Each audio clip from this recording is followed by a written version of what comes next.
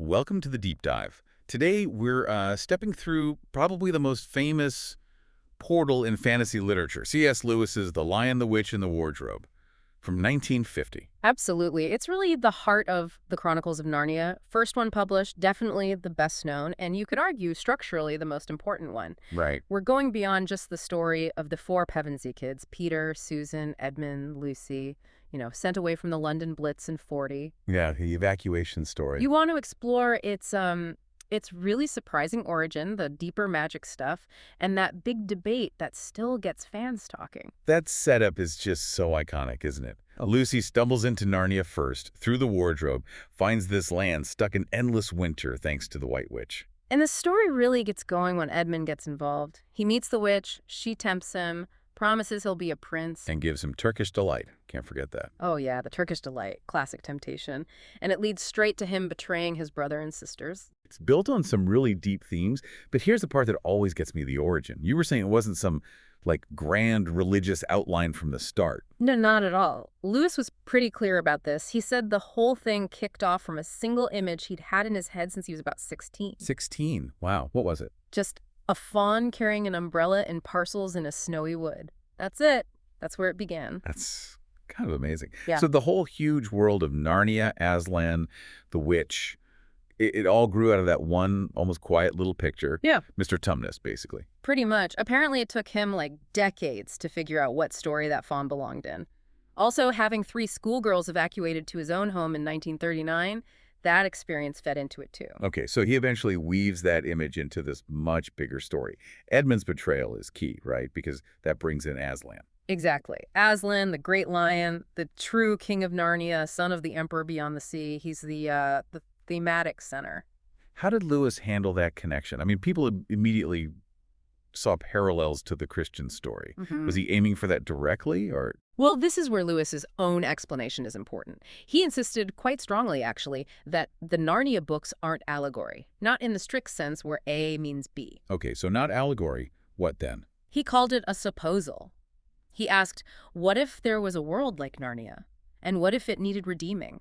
What might Christ's incarnation and sacrifice look like there? Ah, so it's like exploring the idea in a different context, rather than just retelling a story with different names. Precisely. It treats Narnia as its own place, with its own reality, which I think gives the events more sort of emotional punch than a straight one-to-one allegory might have. And the story certainly provides the answer to that supposal. It's huge. Aslan sacrifices himself for Edmund, the traitor. Right. At the stone table, the White Witch executes him. Many see the stone table as representing, the old inflexible law, a life for a betrayal demanded. But that's not the end of it. There's the deeper magic. The deeper magic from before the dawn of time, yeah. Yeah. That allows Aslan to come back to life. He then deals with the White Witch, frees Narnia, And crowns the Pevensey children kings and queens at Cair Paravel.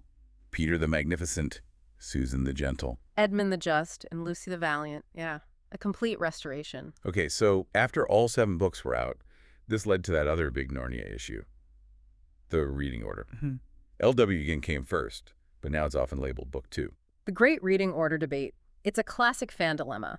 Modern editions usually put The Magician's Nephew, the prequel, first, following the internal timeline.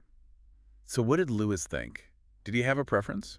He actually answered this. In a letter to a young fan, Lawrence Krieg, he said he kind of agreed with reading them chronologically, but he also admitted the series wasn't planned out that way from the start. Ah, hedging his bets a bit. Maybe. He basically said, perhaps it does not matter very much in which order anyone reads them, so permission granted to choose, I guess. But scholars often push back against that chronological order, don't they? They do. Many argue that reading LWW first gives you a better imaginative experience. You discover Narnia and Aslan through Lucy's eyes as this unfolding mystery.